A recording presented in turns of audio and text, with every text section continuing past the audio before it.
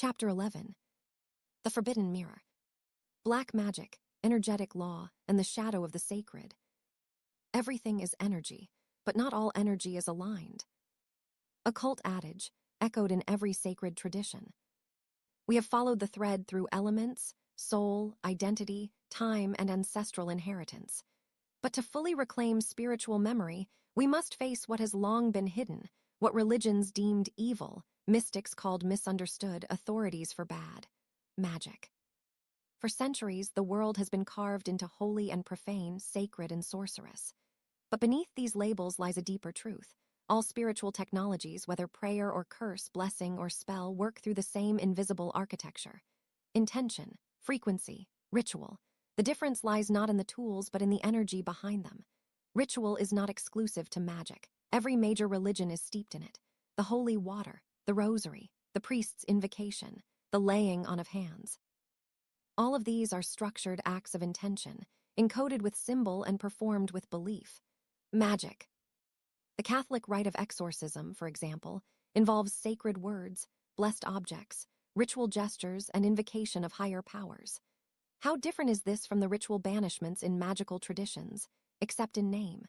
In Judaism, amulets inscribed with divine names were once used by Baal Shem, mystical healers who employed Kabbalistic permutations and divine language to affect reality. Their work was prayer, but it was also spellwork. In Islam, ruqya, the healing practice of Quranic recitation, breath, touch, and water, mirrors enchantment protocols. Structured language, sacred syllables, and focused intention, the essence of magic. Tantric Hinduism dissolves the boundary altogether. Here, mantra, mudra, yantra, breath, and subtle energy converge to shift both psyche and cosmos. Some tantras are gentle, some fierce, some forbidden, but all are rooted in the same truth: consciousness can shape reality. So what makes a spell black? The will behind it. Just as a scalpel can heal or harm, so too can spiritual force. Magic is not good or evil, it is directed energy. The question is, toward what and for whom? Across cultures, what we call magic operates through predictable principles. Intention, the focused will that directs energy. Whether spoken aloud or silently formed, it is the initiator of the act. A curse is simply a misaligned prayer. Symbol, the geometry of the soul.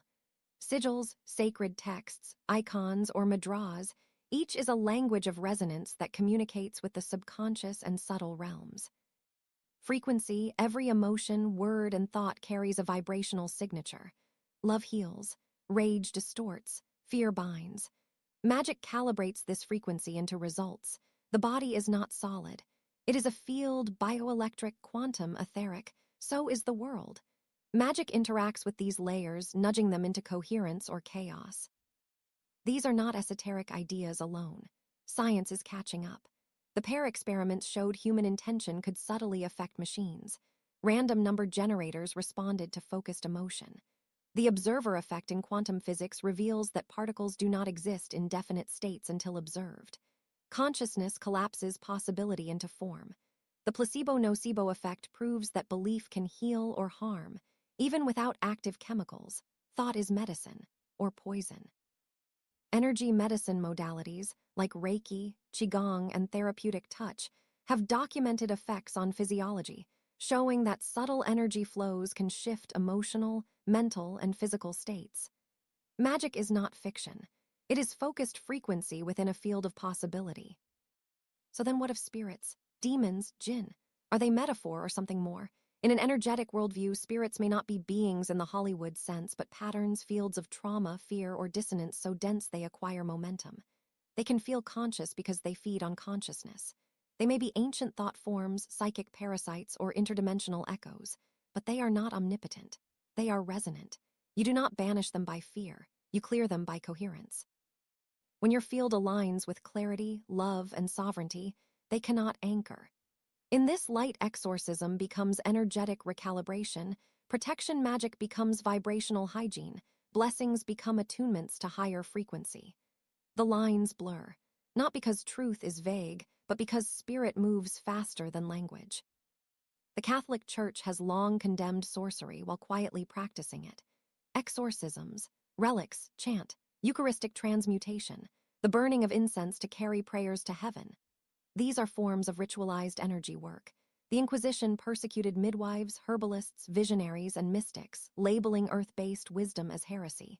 But behind this persecution was not theological purity. It was fear of unregulated power, what was suppressed. The feminine current, the intuitive, the elemental, and the indigenous. Why? Because it threatened control. Magic was not evil, it was ungoverned. The Vatican preserved occult knowledge within its hidden libraries, even as it condemned others for its use. This is not conjecture. It is historical record. The grimoires, the rituals, the encoded alchemy in saints, relics, and architectural geometry all point to a church both condemning and practicing magic. And still, the echoes remain.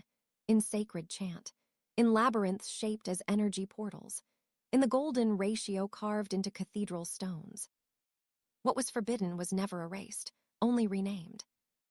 The future is not about choosing magic or religion, science or spirit. It is about recognizing that all of them are maps of the same energy, filtered through culture, power, and time. What we call magic is not superstition. It is subtle science. It is consciousness applied with precision. The danger is not in using it, but in using it without ethics. Intentional living, then, is the first spell. Presence is protection. Integrity is shield. Love is alchemy. The age of separation is ending. The sacred and forbidden are not enemies. They are mirrors, and both invite us back to the same knowing. Everything is energy. Energy follows awareness, and awareness becomes reality.